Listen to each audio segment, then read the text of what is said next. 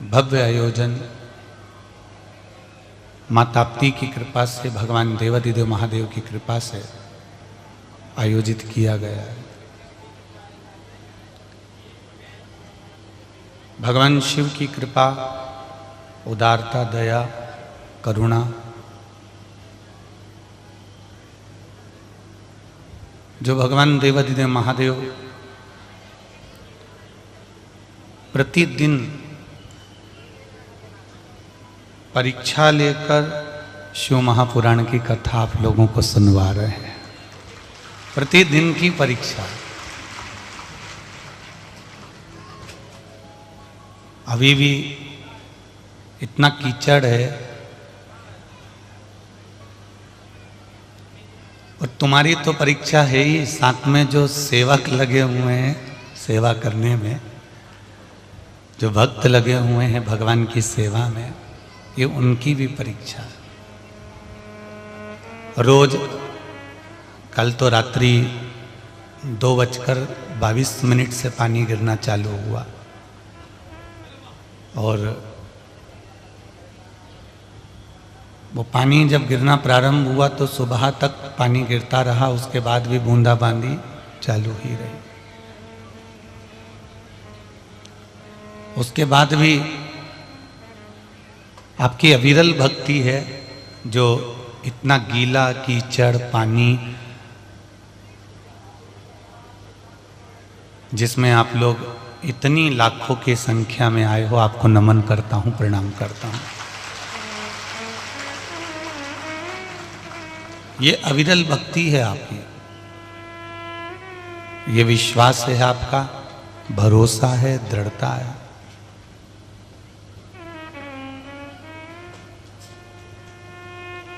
और जिस विश्वास के साथ में आप देवाधिदेव महादेव की कथा को सुन रहे हो, जिस विश्वास के साथ में आप भगवान शंकर की अविरल भक्ति को श्रवण कर रहे हो, मेरा देवाधिदेव महादेव आपकी झोली खाली नहीं भेजेगा, वो भरकर ही भेजेगा, ये निश्चित है।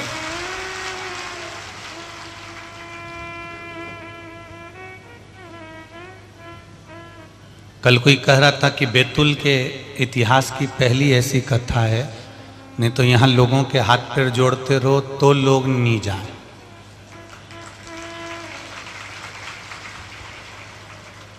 यह बैतूल बड़ा विचित्र है गुरुजी। यहाँ लोगों को निमंत्रण भी देव ना कि माता पूजन है, तो जब माता पूजन होके बुलौआ वापिस आ जाता है तब ये बुलौए में जाती है।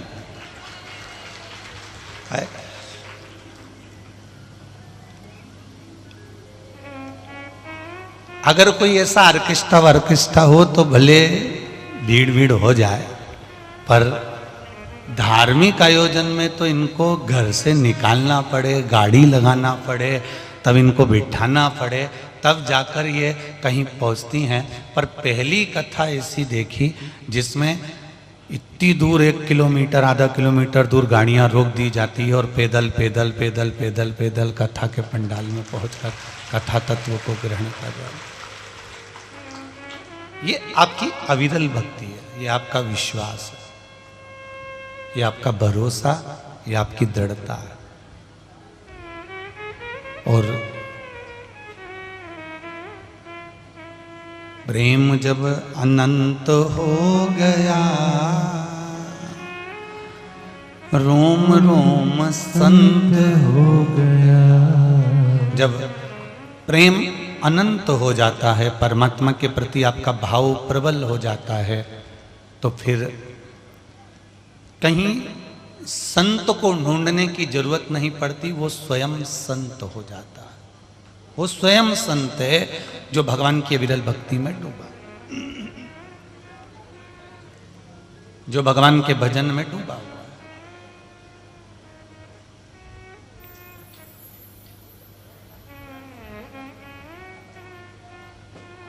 एक भागवत जी में प्रसंग आता है, आप लोगों ने श्रवण करा होगा। किस किसने सुनी है भागवत जी? जरा हाथ उठाओ। सबने सुनी है ना? हाँ ठीक है, धर लो धर लो धर लो। अब भागवत जी में एक प्रसंग आता है कि रुक्मणी जी ने पत्र लिखा और भगवान कृष्ण द्वारका से रुक्मणी जी को लेने के लिए गए। बोलो सही है कि गलत है? अरे बोलो तो जम के। सही है, ठीक है। कौन किसको लेने गया था? भगवान कृष्ण रुक्मणी जी को लेने के लिए गए।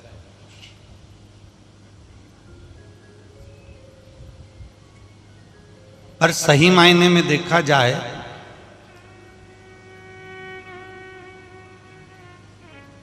कि कृष्ण रुक्मणी जी को लेने के लिए नहीं गए। रुक्मणी की भक्ति इतनी प्रबल थी और प्रेम इतना प्रबल था कि कृष्ण को वहां जाना ही पड़ा था। यह भक्ति है। इसको विश्वास कहा गया, इसको भक्ति कही गई, इसको दृढ़ता कही गई।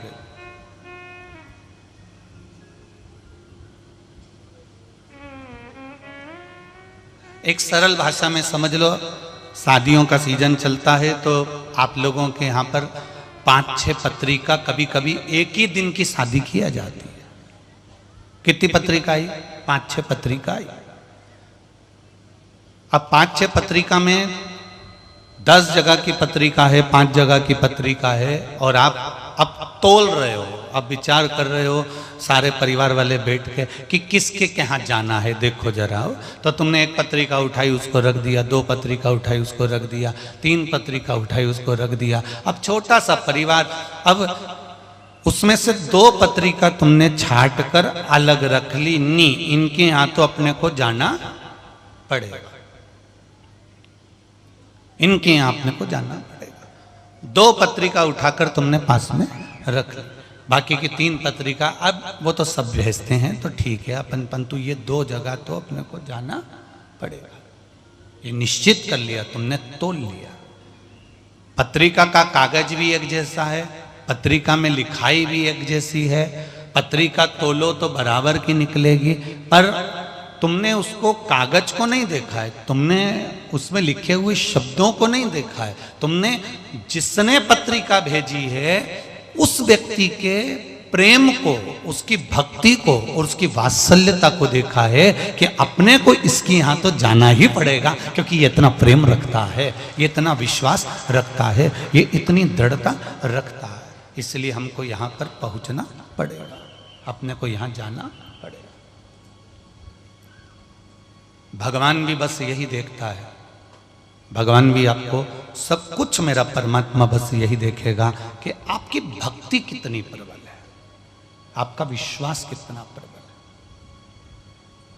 जब आपका विश्वास प्रबल हो जाता है, भक्ति प्रबल हो जाती है, लोग कहते हैं भगवान कृष्ण रुक्मणी जी को लेने के लिए गए थे, और शिव महापुराण की कथा कहती है कि रुक्मणी ने इतना दबाव बना दिया था प्रेम का, इतना बल बना दिया था भक्ति का, कि भगवान कृष्ण की रात की नींद गायब हो गई थी और उनको सुबह उठकर रथ लेकर जाना ही पड़ा था रुक्मणी जी के दरवाजे पर, माँ देवी के दरवाजे पर, माँ दुर्गा के दरवाजे पर, माँ अम्बा के दरवाजे पर भगवान कृष्ण को पहुंचना ही पड़ा था। ये भक्ति का बल बढ़ा, और भक्ति का बल बढ़ता है तो परमात्मा जरूर आता है। अब जैसे रुक्मणी जी का भक्ति का बल बढ़ा था तो भगवान आया।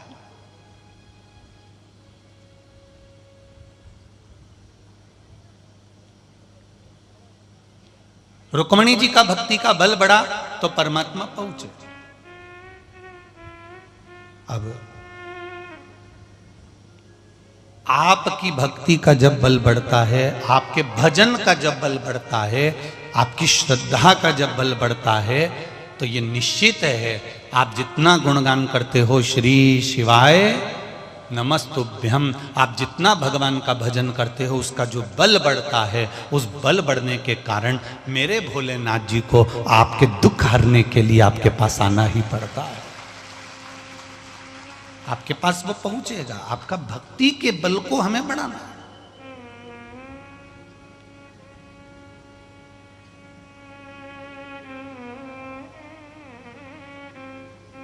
हम आपसे कभी नहीं कहेंगे कि आप यहां कथा में आकर भीड़ बढ़ाओ।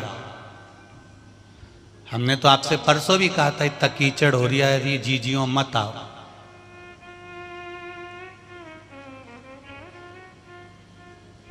और हम तो वो एक बार रायपुर में कह दिए थे कि इस कथा में मत आओ, अगली कथा में आना, और अगली कथा इंदौर में थी और इंदौर में इतना भीड़ भड़क्का हो गया कि वहाँ से कहना पड़ा कि तुम यहाँ भी मत आओ। अब हमको भी कहने में संकोच होता है कि अब हम कैसे कहें कि अभी तुम इस कथा में अब भीड़ हो रही है, कीचड़ बहुत हो गया है, अब तुम सब अगली कथा में आना। तो माताएं लिख के भेज देती, हमको क्या बेवकूफ़ समझ रहे हो? हर कथा में तुम ऐसे ही कह देते हो, जब देखो जब।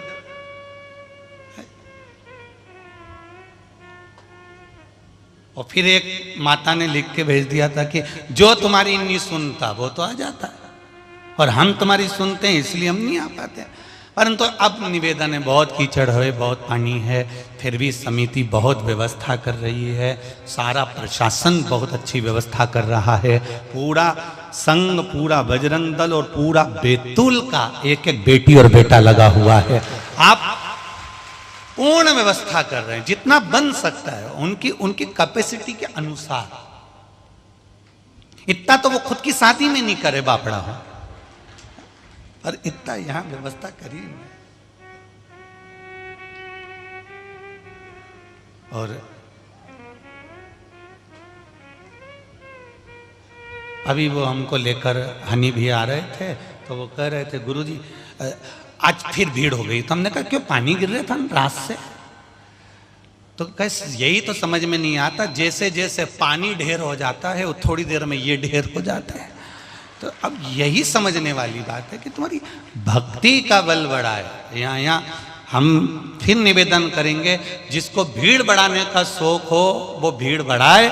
यहाँ भीड़ नहीं बढ़ाना है, यहाँ तो भले टीवी के सामने बैठो, चाहे मोबाइल के सम्मुख में कथा सुनो, बस अपनी भक्ति के बल को बढ़ाते चलो। उस भक्ति के बल पर परमात्मा मिलेगा, भक्ति के बल पर परमात्मा प्राप्त होगा। जितनी अविरल भक्ति हमारे भीतर जागृत होगी, भगवान कृष्ण रुक्मणी को लेने के लिए नहीं गए, रुक्मणी के प्रेम ने, रुक्मणी की भक्ति ने ऐसा जाल बिछाया कि भगवान को खींचकर बुला ही लिया। उसी तरह तुम्हारी भक्ति का बल इतना प्रबल होना चाहिए कि भगवान को तुम खींचकर अपने दरवाजे पर बुला ही लो कि मेरा महादेव मेरे द्वार पर आ ही गया।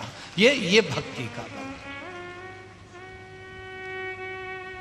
मैंने तेरे ही भरोसे ओ बाबा, तेरे ही भरोसे हवा बिच उड़ती जावांगी, बाबा डोर हटो छड़ी नामे कटी जावांगी। भोले मैं तेरी पतन, शंभू मैं तेरी पतन।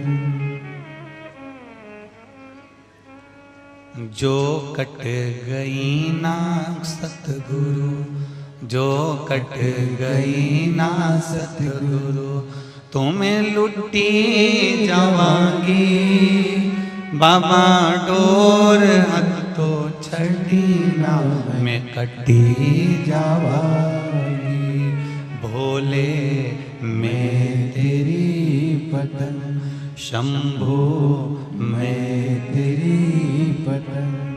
भगवान शिव की कथा कर रही, आपका हृदय, आपका विश्वास, आपकी भक्ति बढ़ना चाहिए।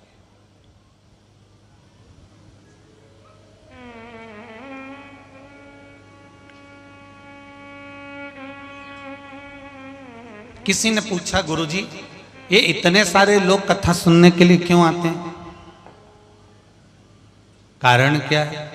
तो हमारा उनसे निवेदन है कि हमारा शास्त्र कहता है, हमारा वेद पुराण कहता है और हमारे घर के बुजुर्ग कहते हैं कि सोना लेने जाओ या कपड़ा लेने जाओ या इलेक्ट्रॉनिक सामान लेने के लिए जाओ या किराना लेने जाओ, तो जो उसमें माहिर हो उसको साथ लेकर जाओ। बोलो सही है कि गलत है? अपन सोना लेने जाते हैं तो किसी ऐसे व्यक्ति को ले जाते हैं जो जानता है कि सोने की ये चमक, ये सोना सही है कि गलत है, ये अंगूठी सही है कि गलत है, ये हार सही है कि गलत है। कपड़ा लेने जाते हैं तो अपन कोई अच्छा माहिर व्यक्ति को, देखना साहब शादी का कपड़ा ले रहे हैं, बहू के लिए साड़ियाँ ले रहे हैं, देखना जरा, तो जो कपड़े का माहिर है उसको लेकर जाते हैं। किराना लेना है तो अपन जो किराने का माहिर है उसको लेकर जाते हैं। अपन क्यों उसको लेकर जाते हैं? क्योंकि ये अगर सोने का माहिर व्यक्ति अगर सुनार की दुकान पर बैठ गया तो सुनार ने देख लिया ये माहिर व्यक्ति आया है, ये नकली लेकर नहीं जाएगा, ये असली ही उठाएगा, ये असली ही रखेगा। उसी तरह जितने भक्त कथा सुनने के लिए आते हैं, ये भगवान का भजन करने आते हैं, तो ये भी यही सोच के आते हैं कि जो शंकर जी को अच्छे से जानता हो उसी के साथ में चलो, तो वो अगर एक बार आनंद के साथ कथा का रस तत्व ग्रहण करा देगा तो ये निश्चित है कि मेरा महादेव हमको प्राप्त हो जाएगा। नकली माल ना मिले, इसलिए असली को जो परख सकता है उस असली को परखने वाले के साथ में जाया जाए।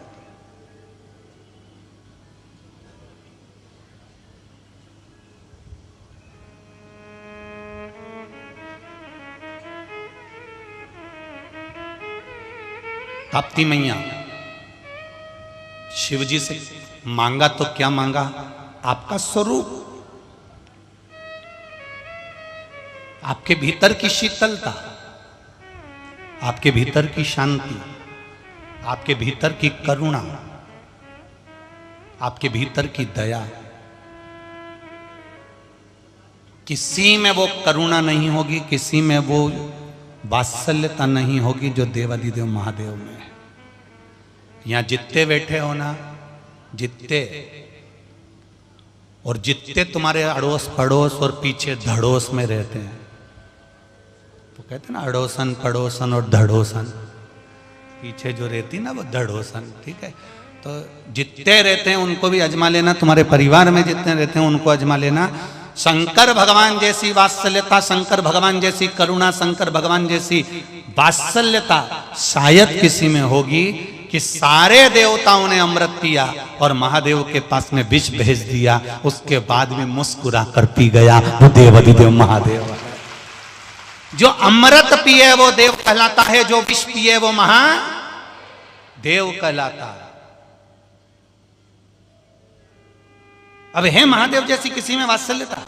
अभी 5-6 देवरानी जेठानी और एक जेठानी ने अपने बच्चे को जो दूध दिया उसमें मलाई डाल के दे दी,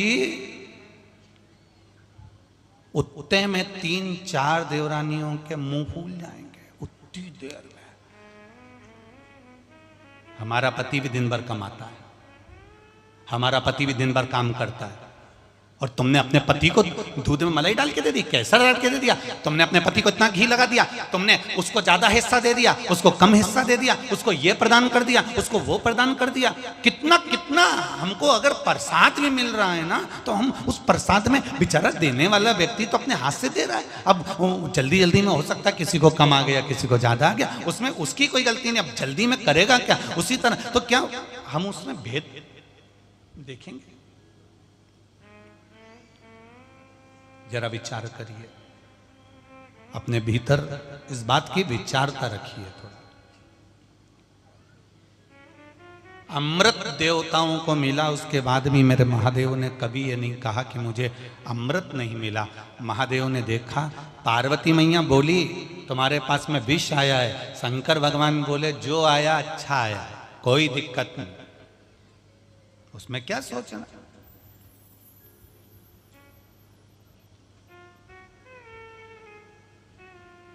उसमें विचार क्या करना है? जो आया है वो कम नहीं है, जो मिल गया उसमें कोई गम नहीं है, बस ठीक है, पाया ना बहुत है।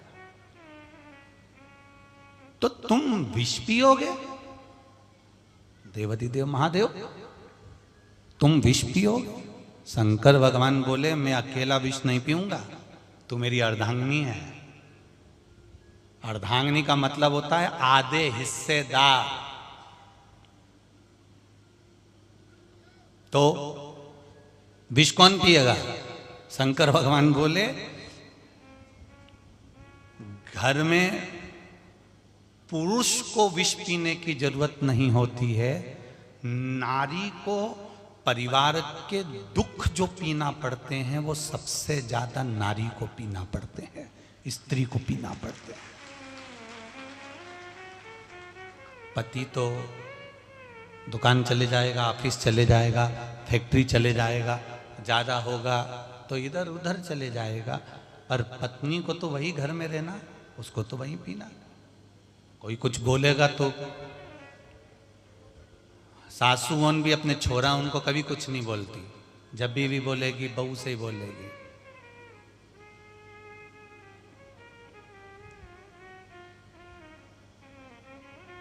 जरा सा काम बिगड़ा और सास ने बहू से कह दिया,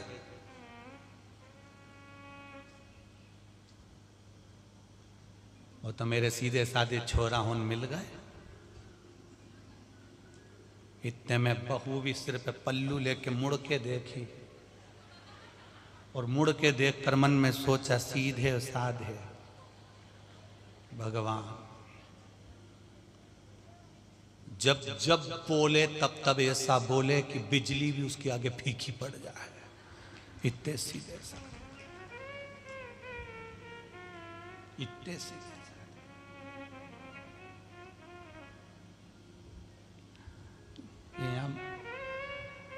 बहुवन जो बैठी है ना इधर, ये सब चतुर बैठी हो, निश्चित है। इतने सीधे साधे। अब बोले से तो बोले क्या, स्मरण क्या। पार्वती मैया विष तुमको भी पीना पड़ेगा क्योंकि तुम मेरी अर्धांगिनी। सबसे ज्यादा विष पीना पड़ता है नारी को, शब्दों का भी, तानों का भी, घर के व्यवहार का भी, घर की परेशानियों का भी, संपूर्ण चिंताओं का, संपूर्ण चिंता। ये विष उनको पीना।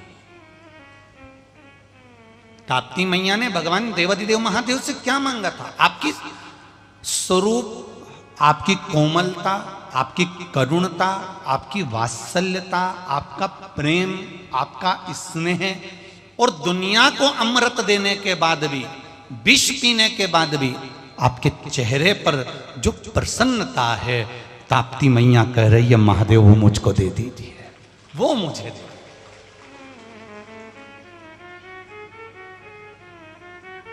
कितनी शनि महाराज जी के साथ में माता ताप्ती का जन्म हुआ था, कितनी स्वयं शनि जैसी थी, बड़ी सुंदर, छवि में कोई खराबी नहीं। कोई कोई श्याम कलर की होती है, जैसे यमुना मैया भी हमारी कारी हैं, उसी तरह ताप्ती मैया भी कारी थी। इसीलिए शनि महाराज ने तुरंत कह दिया था तुम भद्रकाली हो, तुम भद्रकाली हो। जो बोला भद्रकाली, ताप्ती मैया के शब्द को अर्थात भद्रकाली जो कहा था, तो शनि महाराज को क्रोध आ गया था, और ताप्ती मैया तप कर कर शिव से जो प्राप्त करी वो बड़ा सुंदर स्वरूप भद्रकाली कहा। और भद्रकाली कहने के बाद में स्वरूप जो माता को मिला है शिव की करुणा से, कल कथा में कहा था जितने सुंदर तो आप पार्लर जाकर नहीं हो सकते, उतने सुंदर तो तुम देवाधिदेव महादेव पर जल चढ़ाकर हो जाते हो, शिव को जल चढ़ाने से। और वो भद्रकाली जिसको स्वयं सूर्यदेव शब्द कह देते हैं छाया के साथ में, और मां जब तप में लीन हो जाती है, इतना तप करा, इतना तप करा, उस तप के बल पर भद्रकाली नाम तो हट गया, उस तप के बल पर मेरी माता का नाम ताप्ती हो गया। सुंदर, इतनी सुंदर हो गई मेरी माँ, इतनी सुंदर हो गई, इतनी सुंदर हो गई कि उनके स्वरूप को देखकर स्वयं सूर्यदेव कुछ क्षण के लिए अश्व रोक देते हैं, केवल ताप्ती की सुंदरता के।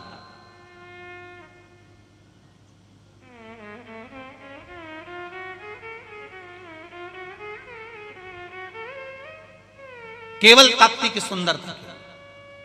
अब इतनी गौरी, इतनी सुंदर कि जिसको देखकर इंद्र 5 बार सूर्य देवता के यहां आकर ताप्ती मैया का दर्शन कर कर गए हैं कि इतनी सुंदर, उसने तप बहुत करा, तप का प्रभाव बड़ा था, इसलिए उसका नाम जम के बोलो ताप्ती हो गया। अब काली नाम खत्म, अब काली नाम समाप्त, अब ताप्ती नाम प्रारंभ हो गया। अब इतनी सुंदर मां ताप्ती थी, इतना सुंदर आनंद हो गया था, इतना सुंदर आनंद हो गया था। समय बीता, सूर्य नारायण भगवान के यहां, भास्कर देव के यहां, सूर्य देवता के यहां ताप्ती मैया का जो सुंदर स्वरूप था उसको देखकर लोग आनंदित हो रहे थे। छोटी सी कन्या है ताप्ती, छोटी सी कन्या।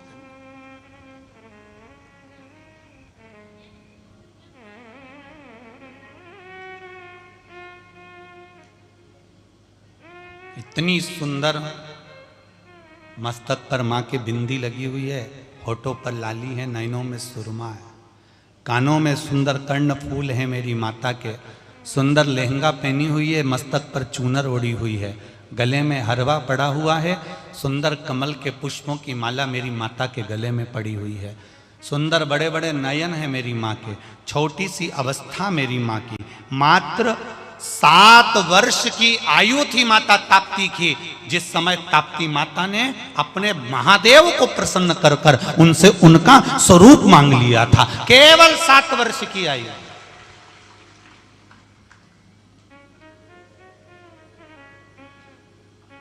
गई मां, तप करने के लिए गई।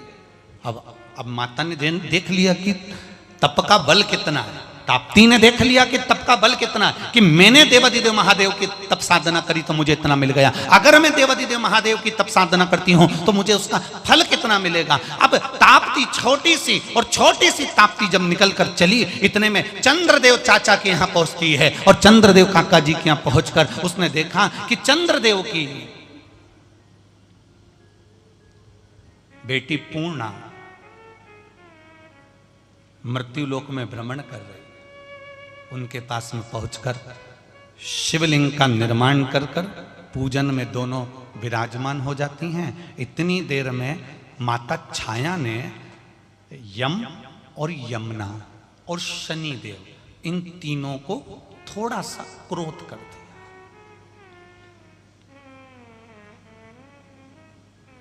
कभी कभी गर्भ में संतान होती है, नारी को कष्ट होता है,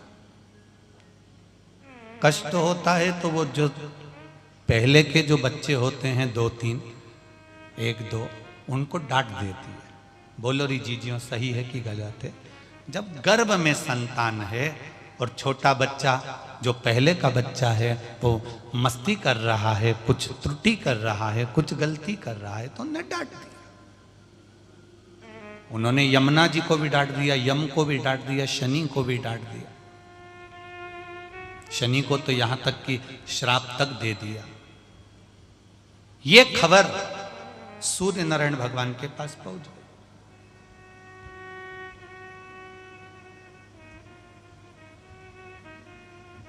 सूर्य देवता के पास में यमुना जी आंख में आंसू भरकर लेकर पहुंची। भास्कर देव ने पूछा, सूर्य नारायण क्या बात है यमुना, तुम रो रही हो, तुम्हारे रोने का कारण क्या है यमुना? यमुना जी कुछ नहीं बोली, अपने पिता के गले लग गई, केवल आंख से आंसू बह रहा था। यमुना क्यों रो रही हो? ना यमुना बोली ना यम बोला, यमराज भी नहीं बोले, बोले तो शनि महाराज बोले, और शनि महाराज ने कह दिया, पिताजी माता ने दीदी को बहुत अपशब्द कहा, भैया को बहुत अपशब्द कहा। मां ने? हाँ, इतने में तुरंत यमराज के मुख से शब्द निकल गया, मुझको तो लगता है कि शायद ये हमारी मां ही नहीं है। अब सूर्य नारायण भगवान को शंका हो गई, क्या ये संज्ञा नहीं है? अगर ये संज्ञा नहीं है तो ये है कौन? अब उनको ये तो मालूम नहीं कि ये छाया, और माता संज्ञा छाया को छोड़कर गई।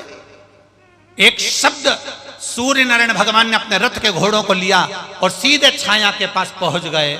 छाया गर्भ से थी, गर्भित छाया के सामने सूर्य ने अपनी तीव्रता देना प्रारंभ करी और जो चिल्लाए सूर्य नारायण भगवान, ऐसा भयंकर शब्द सूर्य देव ने किया, ऐसा भयंकर नाद सूर्य देवता ने करा, इतना तेज बोले हैं सूर्य देवता। उनका तपन जब तपने लगा, छाया का गर्भ जलने लगा। छाया का जो गर्भ था उसमें जो बच्चा था वो बच्चा बड़ा प्रबल होने लगा और इतने तेज के कारण, इतने तेज के कारण अंदर घबराने लगा। घबराते ही उस बच्चे ने जन्म ले लिया। जन्म लेते से क्या देखा कि वो तो बड़ा कुरूप था, भयंकर काला, दांत बड़े हुए, भयंकर काला दांत बड़े हुए। वो बेटा नहीं बेटी थी, जिसका नाम विष्टि भद्रा था, जिसका नाम विष्टि भद्रा था। जन्म लिया, भयंकर कुरूप, दांत बड़े बड़े हैं, नख बड़े बड़े हैं, शरीर भयंकर काला है, मुख ऐसा लगता है जैसे किसी पशु का रख दिया है, और चरण भी 2 नहीं 3 चरण है इसके। देख कर छाया को तो चक्कर आ गया। जन्म लेते से ये लड़की ने तो क्या चीखा, क्या चिल्लाई। इसका नाम विष्टि भद्रा है। ये विष्टि भद्रा, भद्रा ने जन्म लेते से ही अवस्था धारण कर ली, और अवस्था धारण कर कर अपने पिता पर हंसी, सूर्यदेव पर। सूर्य पर हंस रही है। ये यमुना जी, ताप्ती मैया और ये भद्रा, ये इनकी बहन है।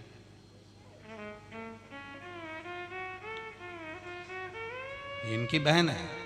आप लोग इस भ्रम में मत रह जाना कि ताप्ती को कहीं गुरुजी ने भद्रा के, नहीं, भद्र काली, काला स्वरूप था पर छब सुंदर थी। भद्रा तो अब हुई है, और भद्रा क्या कर रही है ताप्ती के साथ वो भी देख लीजिए। जन्म लेते से बहन क्या कर रही है ताप्ती के साथ में, वो प्रसंग का स्मरण करिए जरा, वो प्रसंग को जानिए। ताप्ती पूर्णा के साथ में शिव की आराधना में लगी हुई है। पूर्णा के साथ में ताप्ती शिव की आराधना में लगी है। भारत की भूमि पर एक स्थान ऐसा है जहां पर ताप्ती पूर्णा के साथ में बैठकर शिव की आराधना करती है। ताप्ती मैया की परिक्रमा करने जाते होगे तो वो स्थान आज भी भारत की भूमि पर विराजमान है, जहां पूर्णा नदी और ताप्ती मैया दोनों मिलकर शिव की आराधना में लगी रहती हैं। गए हो कभी दर्शन करना? चांगदेव जी महाराज का वहां आश्रम भी पड़ता है महाराज। कभी योग लगे तो दर्शन करिएगा। पूर्णा के साथ में ताप्ती मैया बैठी है। भद्रा आ गई, चिल्लाती हुई अपने पिता को क्रोध के वश में देखा कि तुम्हारे कारण मेरा जो स्वरूप हुआ है, अब मैं शांत नहीं बैठूं। जितने शनि क्रूर थे उससे ज्यादा क्रूर भद्रा थी, उससे ज्यादा क्रूर भद्रा थी। उसकी क्रूरता भद्रा, भद्रा का एक नाम विष्टि भी है। जैसे भद्रकाली ताप्ती, उसी तरह भद्रा का नाम विष्टि, विष्टि का नाम भद्रा। विष्टि भद्रा दौड़ी। यम ने देखा ये कौन है, पूछा पिताजी से ये कौन, तो कहा तुम्हारी बहन है। इतना भयंकर स्वरूप, इतना भयंकर स्वरूप, ये तो जहां जाती है सारे लोगों को कष्ट देना चालू कर दिया इसने। और दौड़कर मृत्यु लोक में आ गई भद्रा। भद्रा जैसे मृत्यु लोक में आई, भयंकर दांत बड़े थे, काला स्वरूप था, मुख भी पशु जैसा था, नख भयंकर थे, शरीर काला था, केश खुले थे, चिक रही थी, चिल्ला रही थी। और जहां ताप्ती और पूर्णा दोनों बैठकर शिव की आराधना कर रही थी, ये वहां पहुंच गई, ये वहां पहुंची।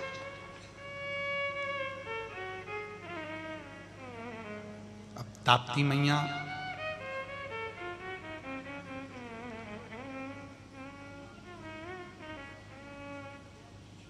शिव की आराधना कर रही हैं, पूर्णा मैया शिव की आराधना कर रही हैं। भद्रा ने पहुंचकर जितना पूजन का साहित्य रखा हुआ था, जिसकी पूजन जो साहित्य पूजन का रखा था, भद्रा ने वो पूरा साहित्य बेकार कर दिया, उड़ा दिया हवा में, ले गई, साहित्य खत्म। ताप्ती ने पूर्णा से कहा, पूर्णा पूजन का सामान यहाँ नहीं है, अपन थोड़ा सा साहित्य, थोड़ा पूजन का सामान और लेकर आते हैं। पूर्णा और ताप्ती दोनों गई। इतनी देर में भद्रा ने शंकर भगवान के शिवलिंग को उठाकर कहीं जलाशय में फेंक दिया, छोड़ दिया। वापिस आई तो आकर देखा कि शिवलिंग नहीं है। ताप्ती ने फिर कहा, पूर्णा यहां तो शिवलिंग नहीं है, शिवलिंग कहां गया? फिर निर्माण करा, फिर निर्माण करा, फिर वापिस ताप्ती जी ने कहा, एक काम करते हैं पूर्णा, तू भी शिवलिंग का निर्माण कर, मैं भी शिवलिंग का निर्माण करती हूं। ये जितनी बार माता ताप्ती शिवलिंग का निर्माण करती है, उतनी बार भद्रा उठाकर उसको ले जाती है, फिर निर्माण करती है, भद्रा फिर उठाकर ले जाती है, फिर निर्माण करती है, भद्रा फिर उठाकर ले जाती है। बार बार जितनी बार सामग्री लाकर रखती है, उतनी बार भद्रा उस शिवलिंग को लेकर चली जाती है। अंत में माता ताप्ती की आंख में आंसू भर गए। देव अधिदेव महादेव से कहा, बाबा ये क्या कर रहे हो, क्या कर रहे हो, ये क्या है?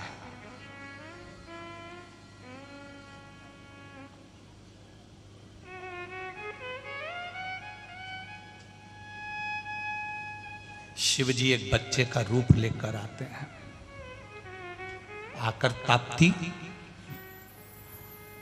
ताप्ती मैया भी बच्ची हैं, 7 वर्ष की आयु है, तो शिव जी भी बच्चे का रूप लेकर आकर कहते हैं, हो सकता है समय की गति बड़ी प्रबल है। शंकर भगवान ने जो उंगली उठाकर घुमाना प्रारंभ करा, ताप्ती ने जो ऊपर देखना प्रारंभ करा, क्या देखती है कि एक काली सी एक स्त्री, जिसके चरण 3 नख विशाल, भयंकर चीख रही है ऊपर, और भगवान कह रहे हैं, समय का चक्र बड़ा विचित्र है, इस समय को निकल जाने दो, बस समय निकल जाएगा तो शिवलिंग अपने आप प्राप्त हो जाएगा।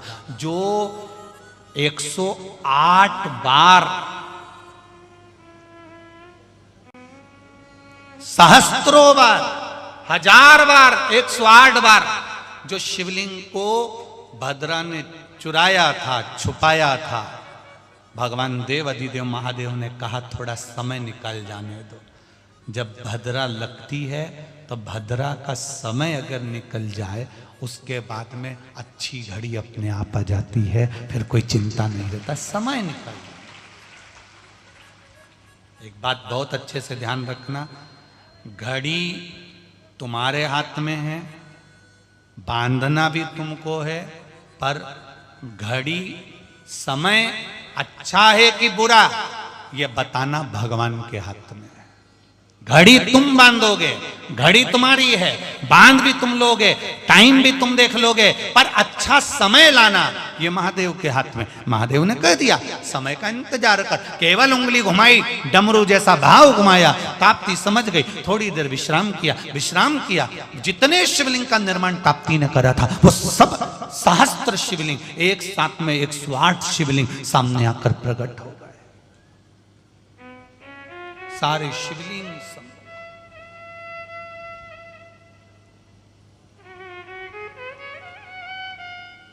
आज भी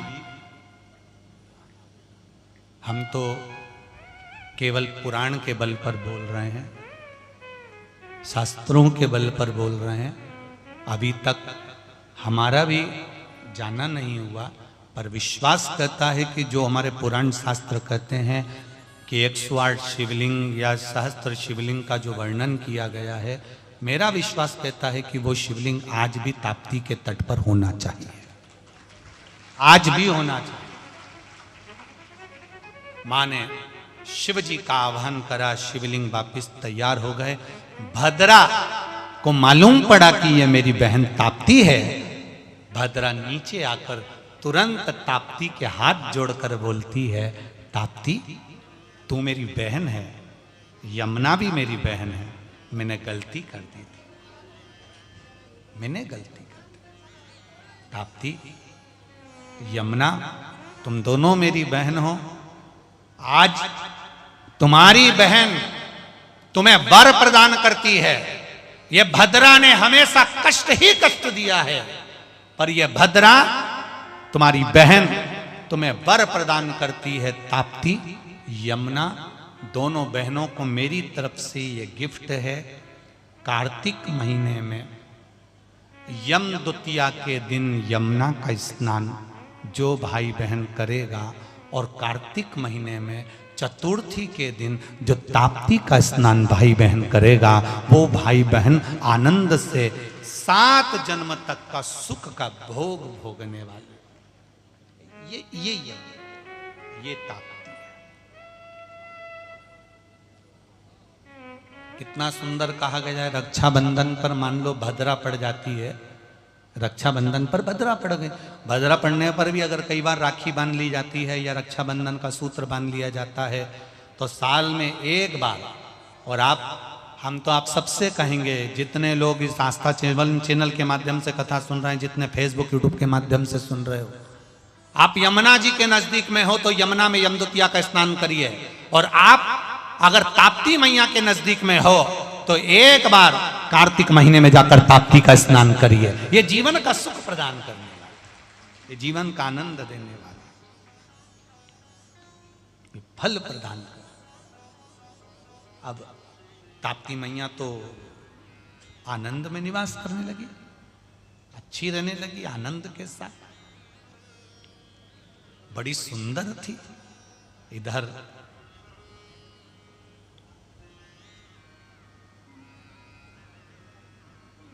ताप्ती मैया भगवान शिव की आराधना कर कर फूल और पत्तियां लेने के लिए वन में घूमा करती।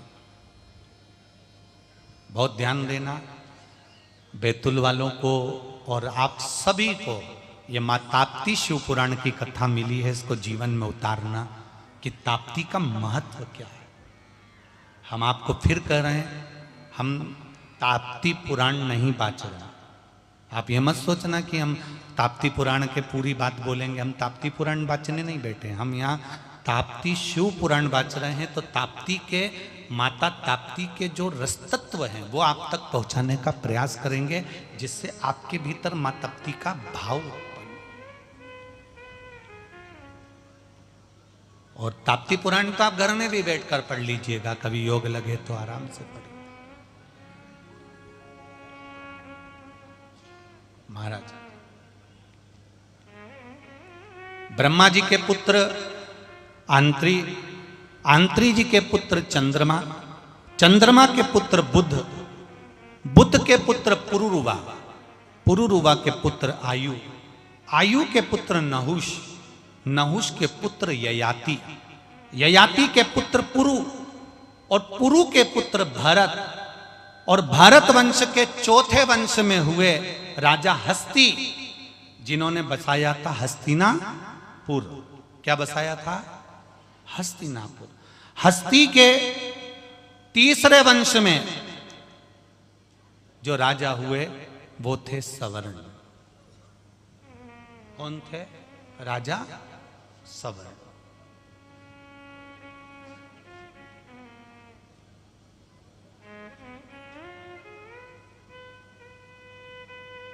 राजा हस्ती ने पूरा हस्तिनापुर बसाया, और उनके 3 वंश में राजा सवर्ण हुए, और राजा स्वर्ण आज अपनी राजघराने में विराजमान थे। राजा हस्ती ने उनको राज्याभिषेक कराकर अपना कार्य सिद्ध कर कर वो वन में अपने गुरु की शरणागति में चले गए, भगवत भजन में लग गए। तब राजा स्वर्ण अपना राजपाट संभाल रहे थे और राजपाट संभालते संभालते राजा स्वर्ण वहीं से तुरंत वन की ओर मृगा के लिए जाते हैं। धनुष बाण लेकर घोड़े पर चढ़कर जब मृगा करने के लिए जाते हैं, वन विहार करने के लिए जाते हैं। उस वन विहार के समय पर मां ताप्ती अब बड़ी हो चुकी थी, बड़ी सुंदर थी मां ताप्ती, जिनको देखकर राजा स्वर्ण अचंभे की तरह देखते रह गए, स्तुप्त हो गए। बड़ी सुंदर मां, और वास्तवता है हमारी शिव महापुराण की कथा कहती है मां मां होती है। मां की करुणा के कारण मां सुंदर होती है, मां की वात्सल्यता के कारण मां सुंदर होती है, मां की निर्मलता के कारण मां सुंदर होती है। बड़ी इसीलिए महाराज रोज प्रार्थना करा करो, बाबा तूने अच्छा घर दिया, अच्छा परिवार दिया, अच्छा कुटुंब दिया, अच्छे रिश्ते दिए, अच्छी पत्नी, अच्छा पति दिया, अच्छे बच्चे दिए, और तेरी कृपा से ये पूरा शरीर हमको अच्छा दिया, ये तेरी कृपा से मिला है, तुझे बहुत बहुत धन्यवाद है।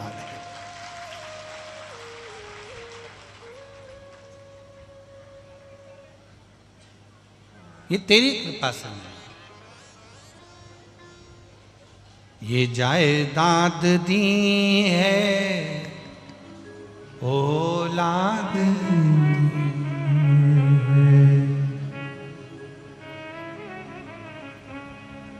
मुसीबत में हर वक्त इमदाद दी है, तेरा ही दिया मैंने खाया पिया है, तेरा शुक्रिया है, तेरा शुक्रिया है।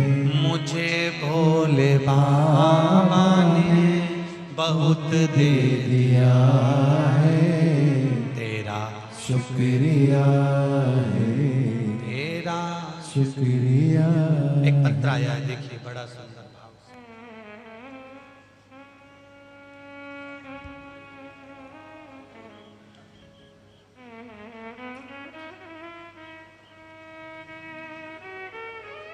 जब वो कृपा करता है तब आप रूप हमारे जीवन की सारी राहें साफ होती चली जाती। एक बात आप लोगों से कहना चाहेंगे बैतूल की इस धरा पर,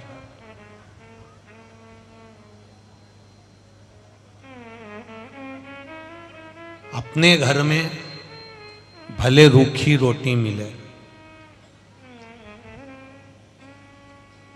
अपने घर में भले चटनी रोटी मिले, अपने घर में भले बेसन रोटी मिले, अपने घर में भले साधारण सा भोजन मक्का की ज्वार की कहीं एक आध थेपड़ी रोटी मिल जाए, वो खाकर गुजारा कर लेना, पर किसी के यहाँ जाकर झूठन मत खाना।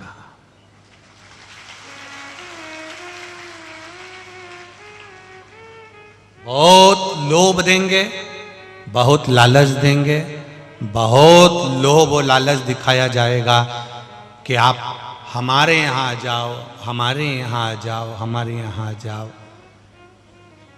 आपसे एक निवेदन करूं, एक प्रैक्टिकल करके जरूर देखना। अपने बच्चे को 2-1 साल के लिए अपनी बहन के घर भेज दो।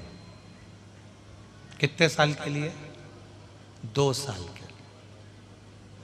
नया नया बच्चा अगर बहन के घर जाएगा ना, तुम भी जाकर देख लो, तुम्हारे रिश्तेदार के यहाँ 1-2 साल के लिए तुम नए नए जाओगे ना, तो तुमको लड्डू, रसगुल्ला, इमरती, भजिया, पकोड़ा सब मिल जाएगा। जैसे जैसे साल दिन जाएंगे वैसे वैसे फिर तुमको कोई नहीं पूछेगा।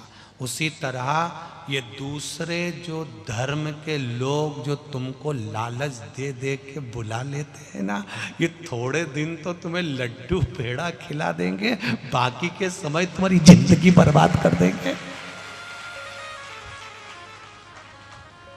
बाकी के समय तुम्हारा जीवन बर्बाद कर देंगे। लालच में मत आना बिल्कुल।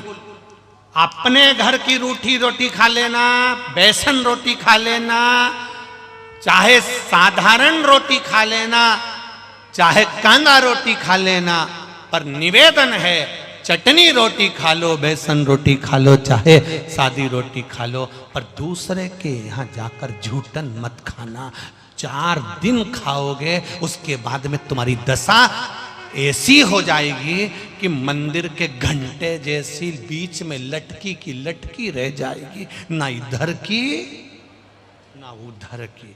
इसलिए कोई कहे भगवान की मूर्ति को फेंक दो, कोई कहे पानी में डाल दो, कोई कहे कुएं में पटक के आओ, उनसे कहना तुम यहां से चली जाओ। कोई तुमको कितना भी ज्ञान दे, अपने को नहीं सुन। और अपने भी क्षेत्र में, अपने मोहल्ले में, अपनी कॉलोनी में, अपने एरिया में कोई कहे, किसी को भड़का है, उससे पहले तुम जाकर श्री शिवाय नमस्तुभ्यम अपने अपने क्षेत्र में शंकर की आराधना का क्या फल है वो बताओ। शिव आराधना का क्या फल मिल सकता, शिव आराधना का क्या आनंद मिल सकता है, शिव आराधना का क्या रास्ता। एक पत्र देखिए, ना हिले एक भी अणु लेते हैं श्वास तेरी कृपा से तनु तनु। बखान क्या करूं मैं रातों के ढेर का, चपटी भभूत में खजाना कुबेर का। ये शिव तत्व कह रहा, ये भगवान देवाधिदेव महादेव की कथा कर। विश्वास करिए देवाधिदेव महादेव पर। जो मंत्र आपको दिया गया है, ये मंत्र शिव महापुराण का कोई साधारण मंत्र नहीं है। किस किसने शिव पुराण पढ़ी है? कभी घर में पढ़ी हो, गीता प्रेस गोरखपुर की पढ़िए। आप इस मंत्र को पढ़िएगा जाकर। उस मंत्र के लिए लिखा है श्री शिवाय नमस्तुभ्यम। इस मंत्र का जाप जो मुख करता है वो तर जाता है, उसका फिर संसार में जन्म नहीं होता, परमात्मा का हो जाता।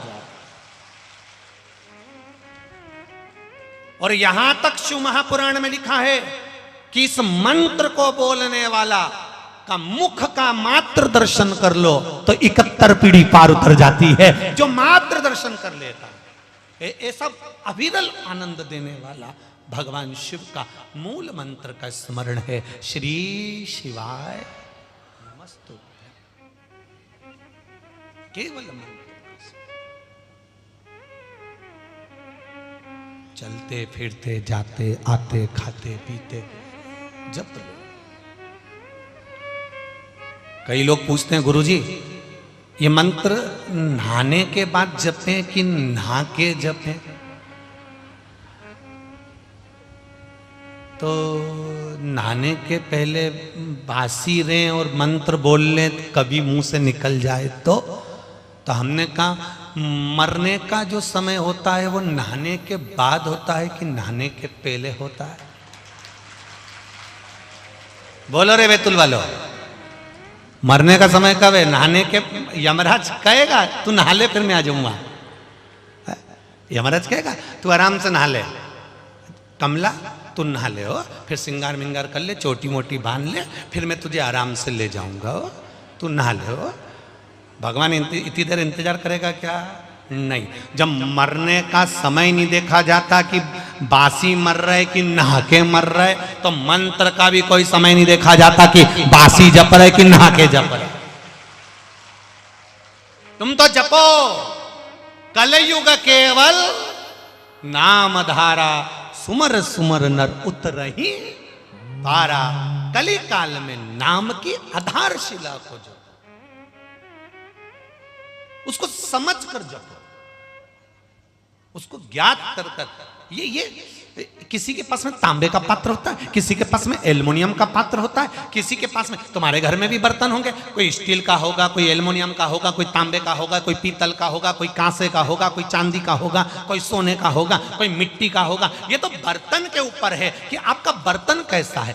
दूध देने वाले ने दूध बर्तन में डाल दिया, बर्तन अगर साफ है तो दूध नहीं फटेगा। दूध कब फटता है? जब बर्तन अंदर से गंदा होता है तब दूध फटता है, नहीं तो दूध फट नहीं सकता। आप कैसा दिल लेकर बैठे हो, आप कैसा मन लेकर बैठे हो, आप कैसी चित्तवृत्ति लेकर बैठे हो, आप किस तरह का पात्र लेकर बैठे हो, ये आपके ऊपर है कि दूध देने वाले ने दूध दिया, उस पात्र में तुमने कैसे लिया, ये तुम्हारे ऊपर आधारित है।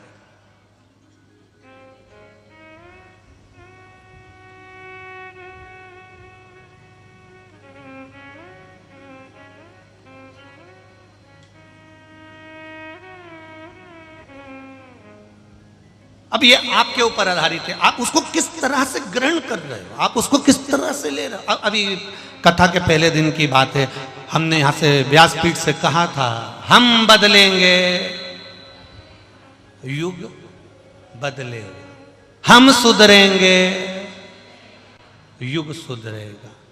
कब सुधरेगा? जब हम सुधरेंगे। अब इतनी जोरदार बात कहने के बाद भी जिसका पात्र जैसा होगा उसको वैसा प्राप्त हो जाता है। किसी को बुरा लग जाता है, किसी को अच्छा लग जाता है, पर यह व्यासपीठ किसी को बुरा बताने के लिए नहीं है। यह व्यासपीठ ज्ञान प्रदर्शित करने के लिए है कि भगवान का भजन, भगवान का स्मरण, भगवान की भक्ति की हमको बदलना है। फिर भी हमारी वाणी से अगर किसी को बुरा लगता हो तो इस व्यासपीठ से क्षमा मांगते हैं।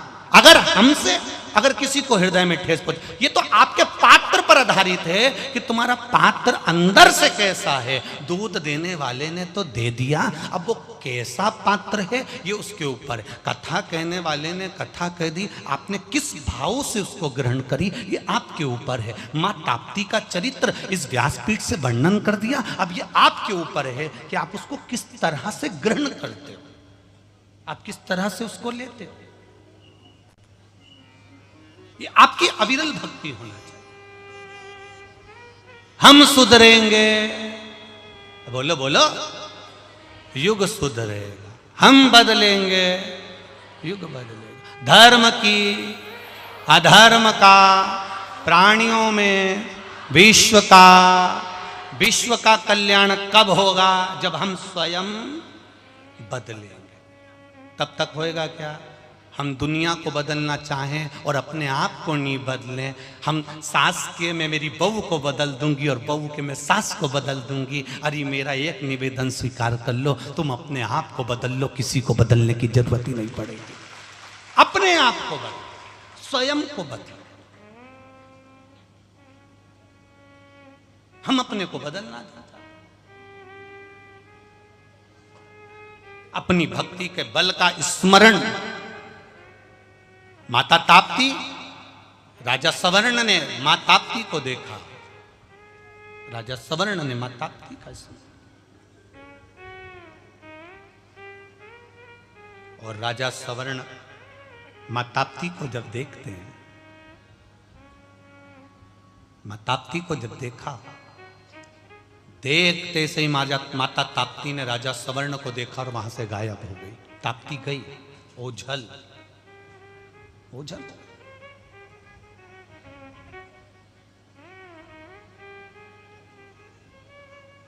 ताप्ती मैया जब गई,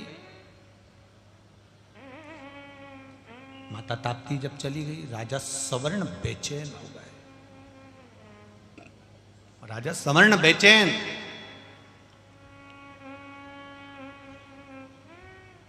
और राजा सवर्ण जब बेचैन हुए माता ताप्ती को, जब राजा सवर्ण बेचैन हुए माता ताप्ती को देखकर, इतनी सुंदर है, इतनी सुंदर है, मैं उसको अपना बनाना चाहता हूँ, ताप्ती थोड़ी देर बाद वहां पर आ गई। आप कौन हो? मैं चंद्रवंश का राजा हूं, मेरा नाम राजा सवर्ण है। तुम कौन हो? मैं स्वयं सूर्य देवता की पुत्री, मेरा नाम ताप्ती है। इतनी सुंदर हो तुम, मैं तुम्हें अपना बनाना चाहता हूं। ताप्ती ने कहा, मैं बिना पिता के आज्ञा के मैं शादी नहीं कर सकती। पिताजी आज्ञा देंगे तो मैं विवाह करूंगी। जितनी बैतुल की यहाँ पर बेटियां बैठी हैं, जितनी बेटियां यहाँ पर विराजमान हैं, उन सब बेटियों से निवेदन करूंगा, आपके भीतर भी माता ताप्ती जैसा भाव आना चाहिए। मेरा पिता कहेगा मैं वहां शादी करूंगी, मेरे पिता कहेंगे मैं वहां शादी करूंगी, मेरे पिता बोलेंगे मैं वहां विवाह करूंगी, मेरे पिता के अनुसार मैं विवाह करूंगी। जरा से चाउमीन, पानी पतासा और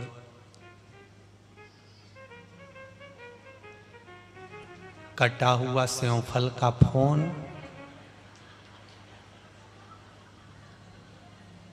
पहचान गई?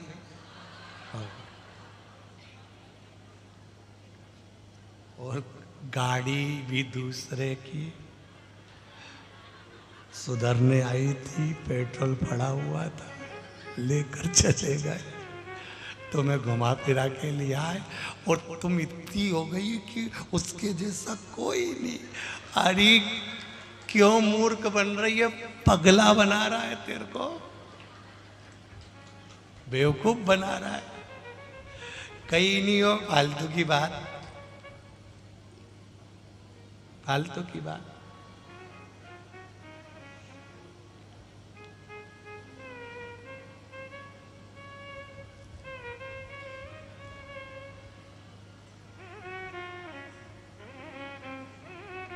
जिसके सिर ऊपर तेरा हाथ प्रभु, तो दुख काहे का होए प्रभु, तो दुख काहे का। अपने धर्म को छोड़कर हम दूसरे धर्म में विवाह ना करें, अपने सनातन धर्म को छोड़कर हम दूसरे धर्म में ना जाएं। जब दूसरे व्यक्ति आपका धर्म छुड़ाकर अपने धर्म में ले जाने को तैयार हो जाते हैं, तो तुम में इतना बल होना चाहिए ताप्ती जैसा कि तुम उसका धर्म छुड़ाकर अपने धर्म में लिया।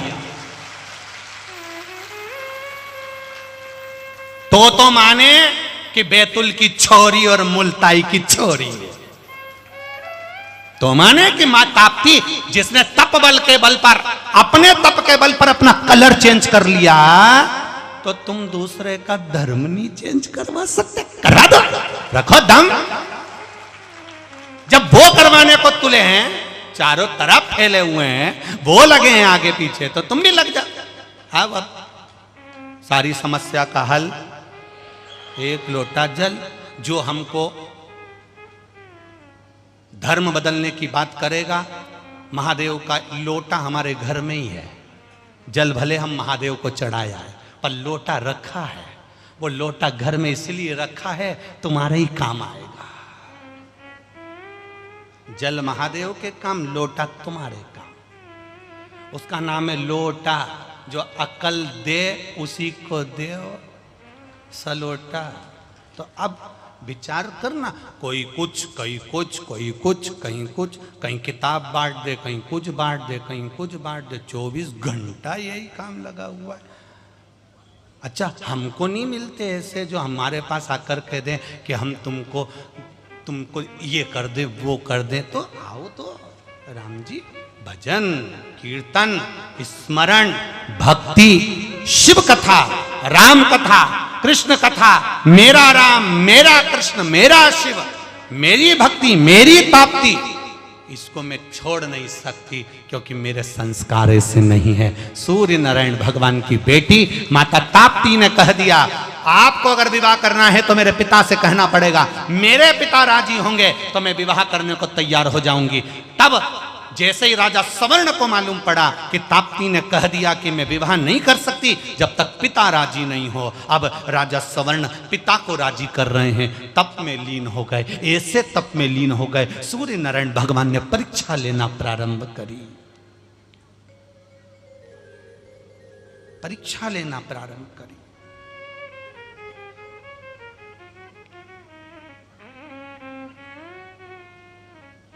ताप्ती ने एक भी परीक्षा नहीं दी क्या? माता ताप्ती ने एक परीक्षा दी। राजा सवर्ण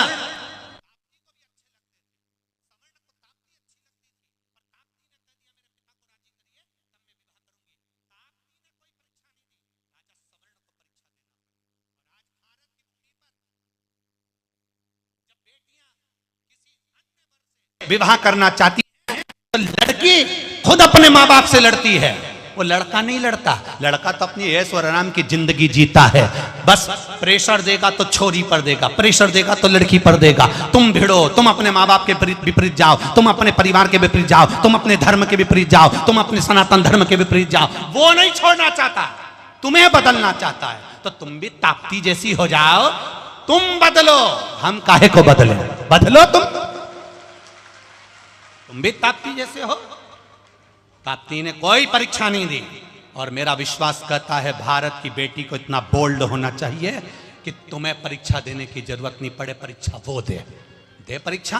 राजा सवर्ण परीक्षा देने के लिए बैठे, और क्या परीक्षा दी राजा सवर्ण ने? सूर्य देवता ने किसी को भेजा, खबर लगी तुम्हारे नगर में आग लग गई, राजा सवर्ण नहीं उठे, तुम्हारा नगर पानी में डूब गया, राजा सवर्ण नहीं उठे, तेरे नगर में तेरे परिवार वाले मर गए, राजा सवर्ण नहीं उठे, राजा सवर्ण नहीं उठे। तब सूर्य देवता प्रसन्न होकर बोले, अब मांग तुझे क्या चाहिए? राजा सवर्ण कहते हैं, महाराज मैं आपकी पुत्री ताप्ती से विवाह करना चाहता हूँ। भगवान भास्कर देव ने नगाड़े बजवा दिए, आतिशबाजी होने लगी, मां ताप्ती का मंगल विवाह हो रहा है, चारों तरफ आनंद समाहित हो गया, नगर चारों तरफ से सजाया गया। राजा सवर्ण बारात लेकर पहुंचे हैं भास्कर देव के यहाँ।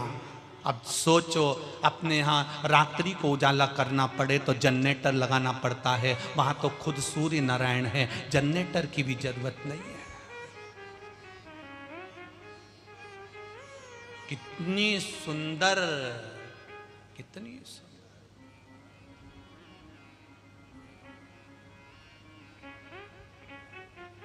बेटी को देखा, राजा सवर्ण बारात लेकर आए हैं, भास्कर देव ताप्ती को देख रहे हैं। सूर्य नारायण ने आज ताप्ती को अपने गले से लगाया। एक बाबुल, एक पिता और बेटी का भाव जरा ध्यान रखना। पिता ने बेटी को गले लगाया, गले लगाकर कहा, मैंने तुझे अपशब्द कह दिया था, मैंने तुझे अपशब्द कह दिया था ताप्ती, मैं क्षमा चाहता हूं। जब बेटी विदा होती है, बेटी जब जाती है, पिता उसको गले लगाकर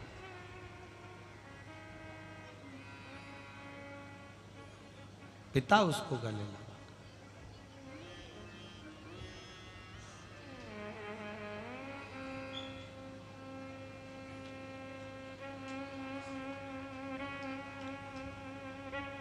पिता उसको गले लगा। और जब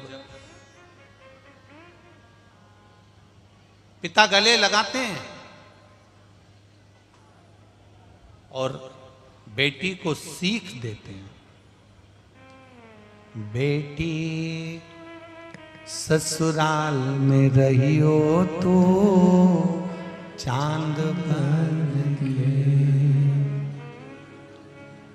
बेटी ससुराल में रहियो तो, बोलो बोलो, चांद बन के।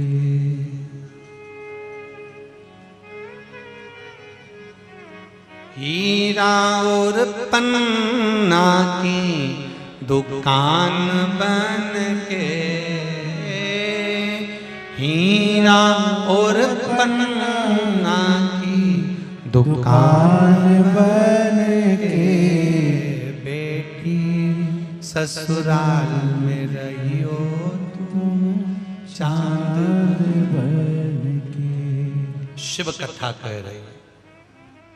जैसे मेरा देव अधिदेव महादेव किसी न किसी रूप में आकर अपना एक स्वरूप का भाव दर्शन दे देता है, उसी तरह एक बेटी का बाप कहीं ना कहीं किसी न किसी रूप में अपनी बेटी को संभाल ही लेता है।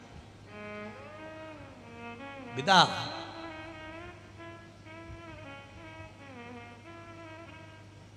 बेटी का भाव, आनंद। मेरा शिव किस रूप में आएगा, कब आएगा, कैसे आएगा, किसी को मालूम नहीं पड़ेगा। आएगा, सुनेगा, चला जाएगा। उसकी भक्ति इतनी प्रबल होती है। उसी तरह बेटी का बाप बेटी के लिए सामने प्रकट नहीं होता, पर दिल से सब कुछ लुटा देता है, सब कुछ दे देता है।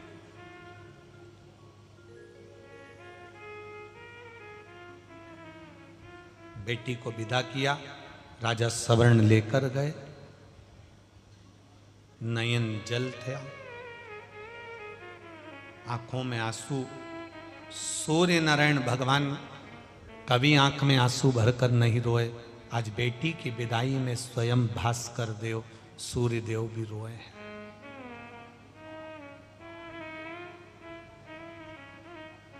कितना भी सेठ पिता हो, करोड़ों का धन उस पिता के पास में हो, अरबों की संपदा पिता के पास में हो, तो भी बेटी को विदा करना ही पड़ता है, तो भी करना। मां ताप्ती जा रही है, आंखों में अश्रु। केसो अमीर साहूकारों मारा बाबुल, बेटी धरी ना जाए। केसो अमीर साहूकारों मारा बाबुल, बेटी धरी ना जाए।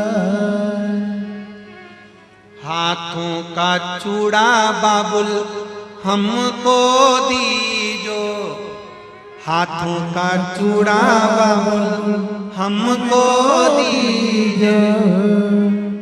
नथनी रतन जड़ायो रे मारा बाबुल, बेटी धरी ना। एक पिता बेटी के जन्म से उसके विवाह की तैयारी करता रहता है।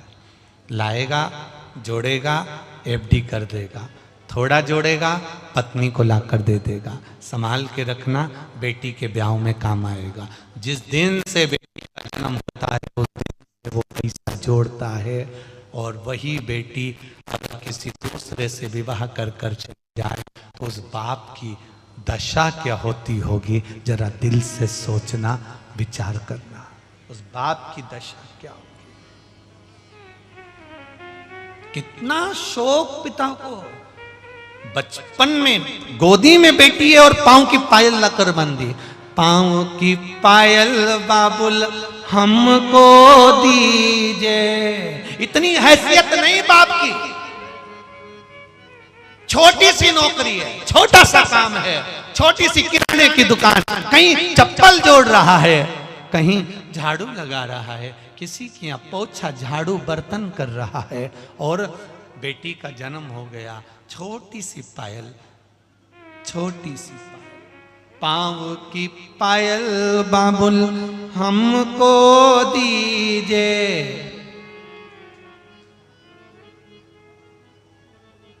सिर पर चुंदरी रतन जड़ायो रे महारा बाबुल, अरे बेटी धरी ना जाए। जब बेटी बड़ी होती है, पापा को देखती है, विदा के समय पर उस बेटी को याद आता है, मुझे कोचिंग छोड़ने जाता, ट्यूशन छोड़ने जाता, स्कूल छोड़ने जाता, खड़ा रहता, फोन लगाती, दौड़कर दुकान छोड़कर आ जाता, बेटी को लेकर जाता। कई बार साथ में बिठाकर रोटी भी खिलाता।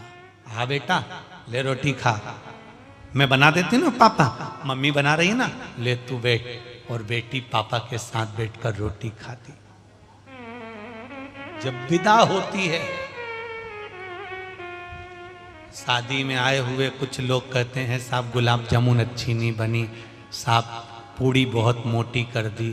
तब उस बाप से पूछना जिसने एक एक रुपया जोड़कर अपनी बेटी की शादी करी होगी और आंख से आंसू बहाते समय बेटी को गले लगाकर कहा होगा, लाडो कुछ कमी तेरा बाप क्षमा करना, तेरा पिता। बेटी जाती भी है तो बाप को देखती देखती जाती है।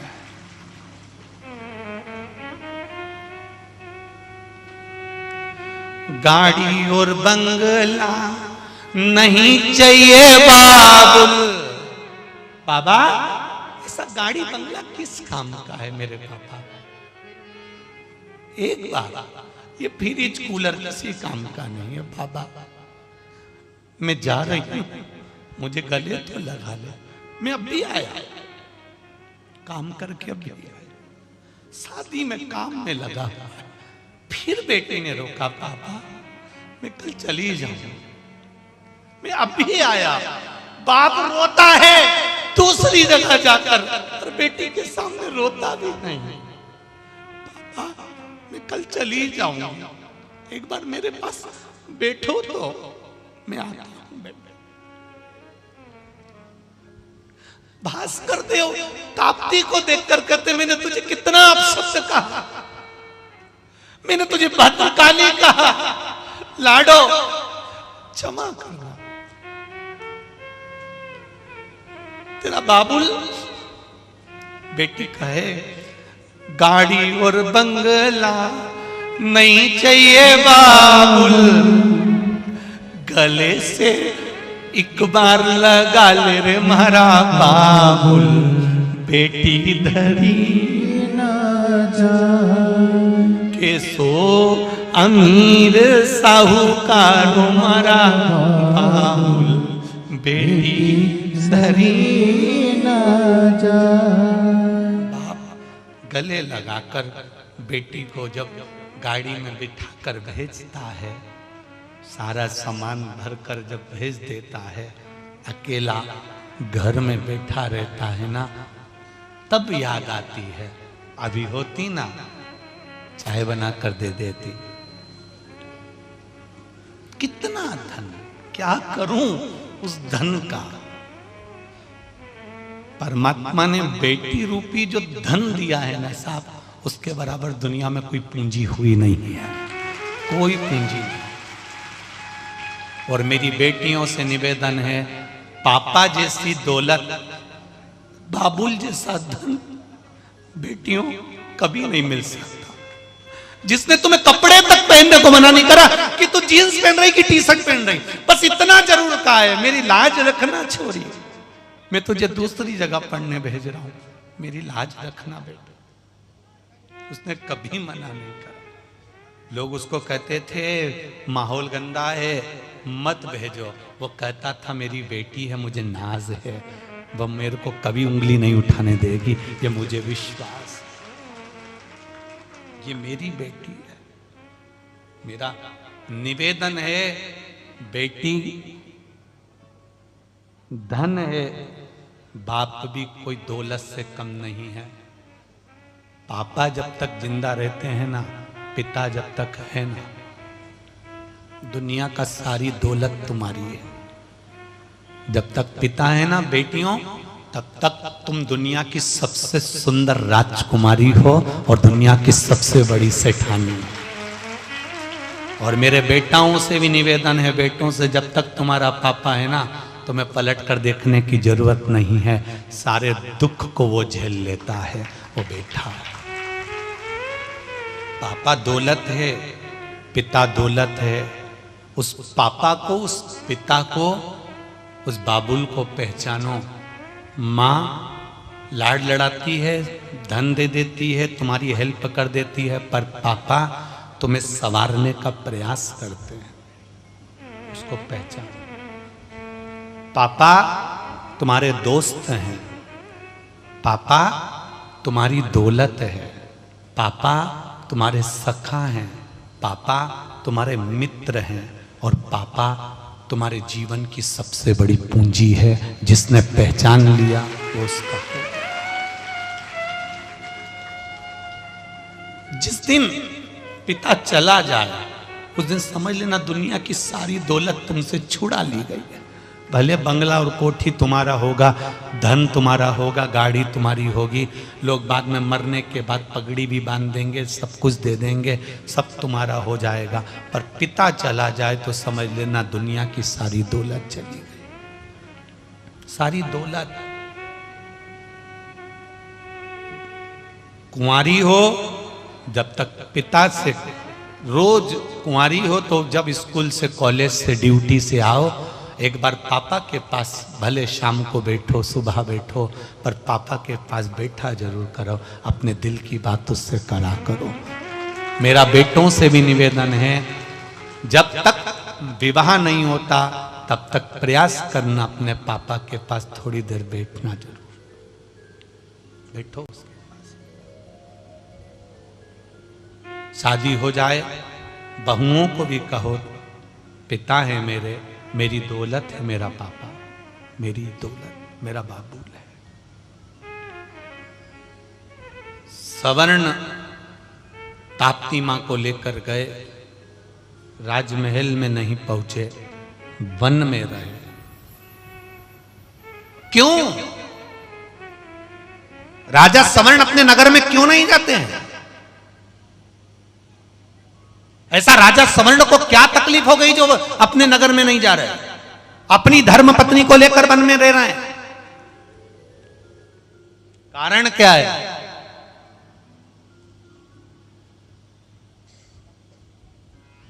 यहां सिद्ध करा गया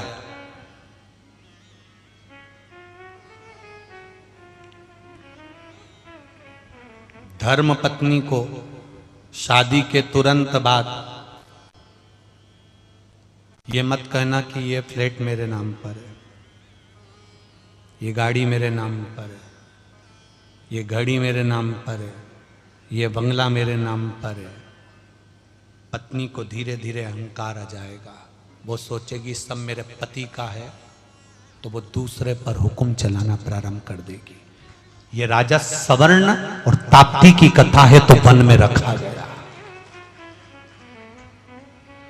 वन में रहो, वन के विचारों को जानो। ताप्ती मैया वन में रही पति राजा सवर्ण के साथ में। तब ताप्ती तो मां ताप्ती है, उसको ये सब चीजें, वन में रहूं चाहे राशि ठाट में रहूं, जहां रहूं, मैं तो अखंड सौभाग्य देने वाली हूं, पति के अनुकूल रहने वाली हूं। जो नारी मां ताप्ती का कार्तिक महीने का स्नान करती है, उस नारी का अखंड सौभाग्य मां ताप्ती करती है। ये नित्यता है, ये आनंदता, वो तो देने वाली है माता, सदा प्रदान।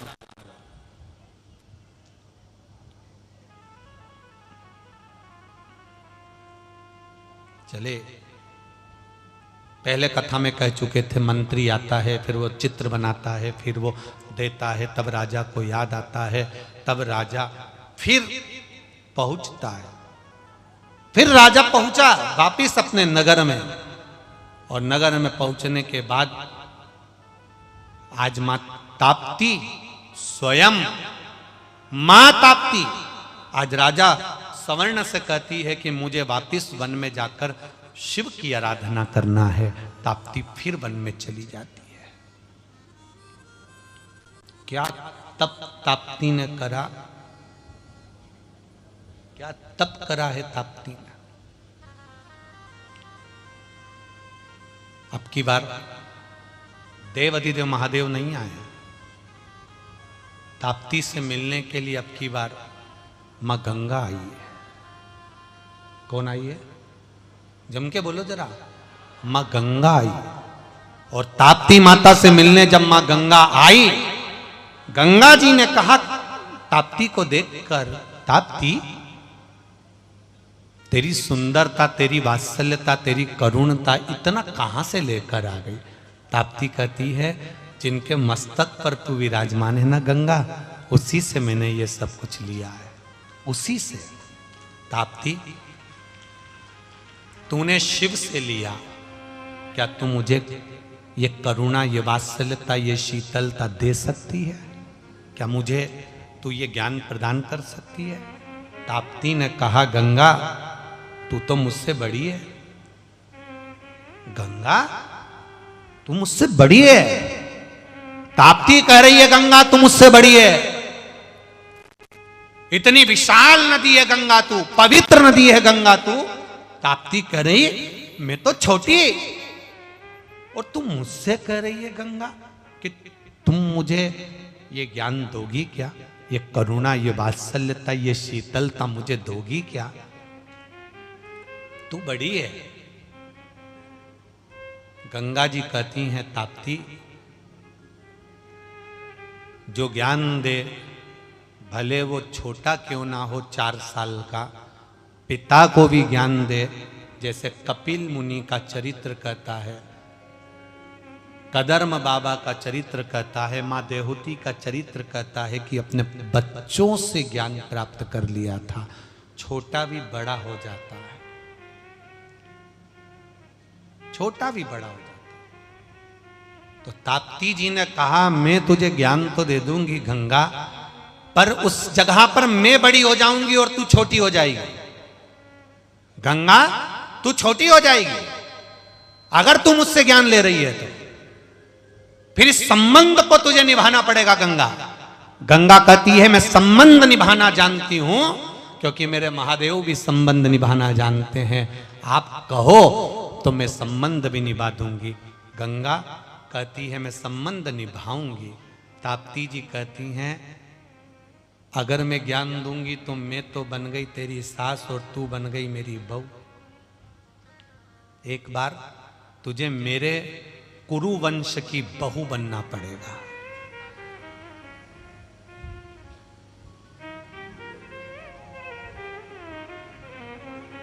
कुरु वंश की। आया समय कुरु वंश में जब आगे जाकर राजा शांतनु हुए, तब शांतनु राजा ने गंगा जी से शादी करी और ये ताप्ती की बहू बनी है। उसी कुरुवंश में आगे चलकर जब राजा शांतनु हुए और गंगा से उन्होंने मंगल आनंद विवाह किया, तब ये ताप्ती के कुल में, ताप्ती के इस वंश में गंगा को बहू बनना पड़ा, क्योंकि ज्ञान प्राप्त करा। ये संबंध जो होते हैं ना, ये आज के नहीं। अगर बैतुल में हम आए हैं, बैतुल में आप लोग कथा सुनने आए हो, आपका और हमारा संबंध आज का नहीं है, ये तो पुराना कहीं का संबंध रहा होगा। तो भगवान ने कहा कि बैतुल जाओ, वहां का अन्न पानी तुम्हारा लिखा है, भोजन पानी ग्रहण कर कर वहां के लोगों के बीच में बैठकर सत्संग करो, भजन करो, कीर्तन करो, मंत्र जाप करो, स्मरण करो, भगवत भक्ति धारण करो,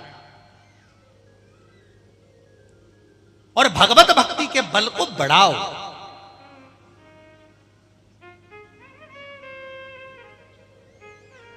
भगवत भक्ति के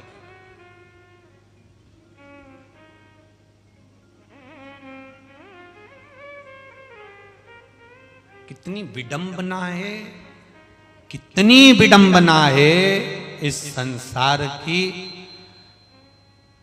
कि भारत की भूमि के स्कूलों में बच्चे पढ़ रहे हैं, भारत की भूमि के स्कूलों में, कॉलेज में बच्चे पढ़ रहे हैं, और वो बच्चे अगर माथे पर तिलक लगाकर चले जाएं और हाथ में मौली बांधकर चले जाएं तो उनको स्कूलों से बाहर निकाल दिया जाता है। ये विडंबना नहीं तो और क्या है?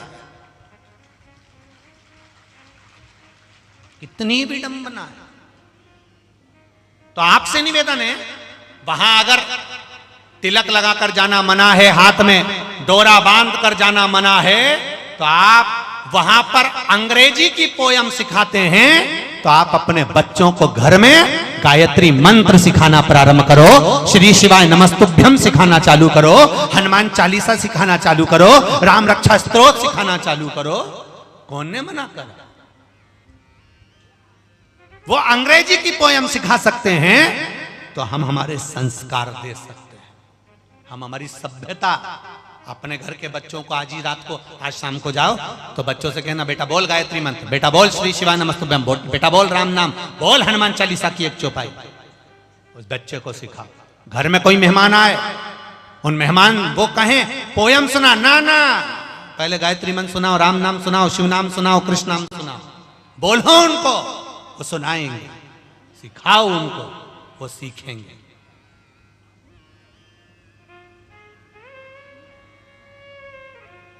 हम क्या दे रहे हैं?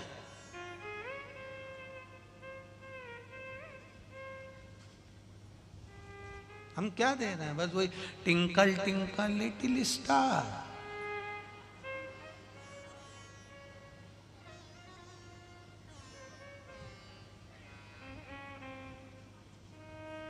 वो के लिटिल स्टार, समझ गए, लटक गया स्टार।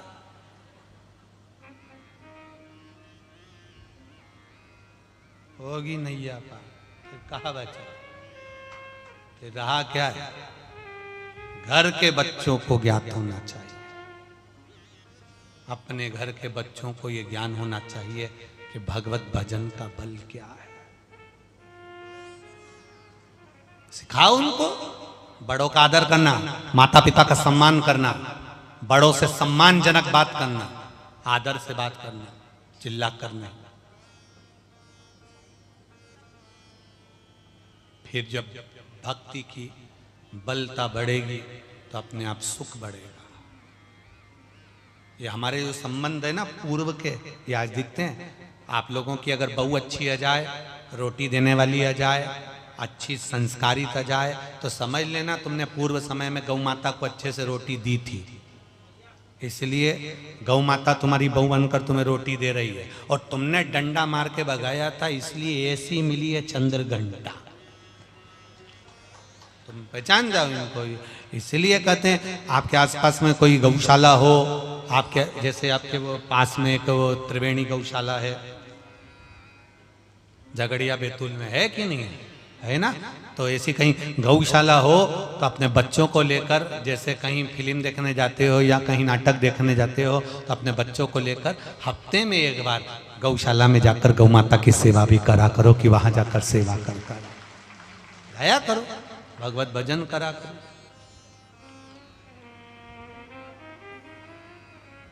महाराज शिव कथा कर, अगर कोई संस्कार से विहीन है तो उसका कोई महत्व नहीं। एक पत्र आया है,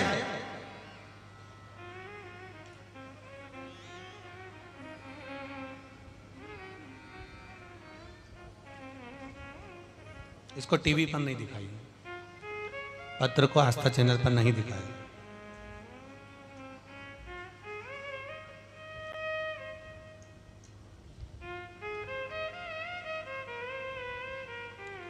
छोटा सा पत्र है, चैनल पर हम दिखाना नहीं चाहते। किसी यहीं के एक भाई ने लिखा है, कोई बच्चे ने, कोई बहन ने लिखा है कि यहाँ पर जो टीका चंदन लगाने वाले हैं, जब वो टीका चंदन लगा रहे थे तब उन्होंने किसी से गलत व्यवहार किया और गलत तरीके से बोले। हमारा आपसे निवेदन है, अगर जिसमें संस्कार नहीं है तो उसको चंदन लगाने का हक भी नहीं है। जितने दुकान वाले दुकान लगाते हो, जितने तिलक लगाने वाले बैठे होते हैं, तिलक लगा रहे हो, मेरा निवेदन आप सबसे, आप अगर मीठी वाणी नहीं रख सकते, आप प्रेम नहीं रख सकते, आप वात्सल्यता नहीं रख सकते, आप करुणता नहीं रख सकते, आप शंकर जैसा सहज स्वभाव नहीं रख सकते, और अगर आप किसी के साथ में बदतमीजी कर रहे हो या आप शब्द बोल रहे हो या उसके कपड़े, आपने जो उसके कपड़ों को छुआ या फाड़ा, ये श्रेष्ठता नहीं है। आपकी मर्यादा से हटकर आप चलेंगे तो अगली बार कहीं पर भी अगर कोई कथा हो रही होगी तो हम समिति से पहले ही कह देंगे कि ये लोगों होना ही नहीं। आप अगर अपनी वाणी की मिठास रखते हो, प्रेम रखते हो, नम्रता रखते हो, सभ्यता रखते हो तो आप आराम से आप चंदन लगाइए, तिलक लगाइए, आप आराम से अपना दुकान धंधा पानी करिए, हमें कोई मना नहीं। पर सभ्यता और नम्रता यदि आपकी जाती है तो हमें श्रेष्ठता नहीं लगती। हम लोग थोड़ा व्यासपीठ से बोलने वाले में से हैं, छुपा छुपी का कोई काम नहीं है कि हम छुपा के कुछ रख लेंगे। बैतुल की कथा बैतुल में बाँच के जाएंगे, अगली जगह में बाँचने का मौका ही नहीं मिले कि हम अगली, क्योंकि वहां की इतनी कथा रहती वहीं की बाँच दें तो बहुत है। तो या तो सुधर जाओ नहीं तो सिधर जाओ, दो में से एक कार्य करते चलो। थोड़ा सा मर्यादा रखो, नम्रता रखो, वाणी में मिठास रखिए,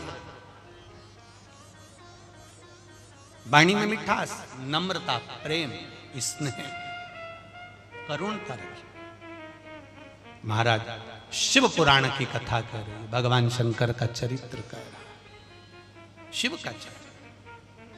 और वास्तवता है नम्रता, बहुत सहज का स्वभाव। हमने एक चीज तो यहाँ बैतुल में देखी है और कहने में पीछे नहीं हटेंगे। यहाँ के जो मेरी माताएं हैं, यहाँ के जो बच्चे हैं, यहाँ के जो लोग हैं और जो आसपास से गाँव से जो लोग आ रहे हैं, चाहे वो महाराष्ट्र के गांव से आ रहे हों, चाहे वो आसपास के गांव से आ रहे हों, इनको देखकर ऐसा लगता है कि यहाँ इतना कीचड़ होने पर, इतना प्रॉब्लम होने पर, इतनी परेशानी होने के बाद भी मुंह से आवाज़ नहीं आती, एकदम कीप साइलेंट रहकर कथा सुन रहे हो, तो ये आपकी भक्ति है साहब। इनको कहते हैं, इसको कहते हैं शिव की वात्सल्यता, शिव की करुणा और शिव का स्नेह। इसको प्रेम कहते हैं, इसको वात्सल्य। और मैं धन्यवाद दूंगा यहाँ के कलेक्टर महोदय को।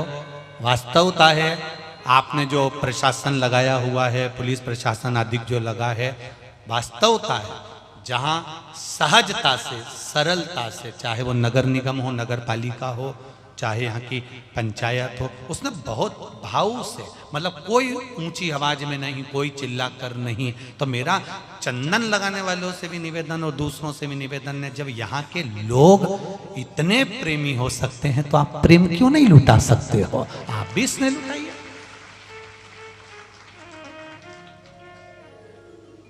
सरल है बैतुल के लोग, सहज सरल। इनकी सहजता के लिए मैं आपको बहुत बहुत नमन करता हूं। बहुत सहज, एकदम सरल, बिल्कुल। यहां सही में ये गन्ना होता है ना, उसका जो गुड़ बनता है, ईमानदारी की बात है, तुम सब गन्ने का खूब रस पिए हुए हो, इसलिए सब चकाचक। ये बात तो है। अच्छा, हमारे पास भी खबर आई एक दो जगह से कि हमारे यहाँ गरम गरम गुड़ बन रहा है, तो गुरुजी आएंगे क्या? हमने कहा रेन दे, तेरा चरखा उठा के लोग ले जाएंगे, तू रेन दे। अच्छा, हम तो इतना सा खा के आएंगे, लोग सोचेंगे प्रसाद पूरा लेके भर जाएंगे, पूरा। तू रेन दे, तेरा गुड़ तू संभाल। नीची शिव कथा कर रहे, गंगा तुझे मेरे से संबंध नहीं मानना पड़ेगा, एक बार मेरे कुरुवंश की तुझे बहू बनना पड़ेगा। अगर तू बहू बनने को तैयार है तो मुझे ज्ञान देने को तैयार हूं। गंगा मैया माता ताप्ती के पास ज्ञान लेने के लिए आती है, वो सहज नहीं मां ताप्ती जो दुनिया का कल्याण करने वाली है, वो सहज नहीं हो सकती। वो मां ताप्ती है, गंगा उसके पास में बैठकर ज्ञान लेती है तो कहती है मैं बहू बनने को भी तैयार हो जाऊंगी। और कुरुवंश में समय आया जब राजा शांतनु का चरित्र आता है, तब गंगा रूपी बहू इसी वंश के अंतर्गत मां ताप्ती के ही वंश में आगे बढ़ गई। वही बहू, विचार करो,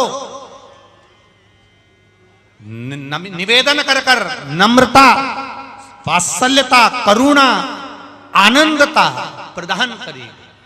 बहुत जरूरी है, घर में रहो, खूब अच्छे से रहो, पर उसमें थोड़ी नम्रता का होना बहुत जरूरी है। तेरे डमरू की धुन सुन के मैं काशी नगरी आई रे भो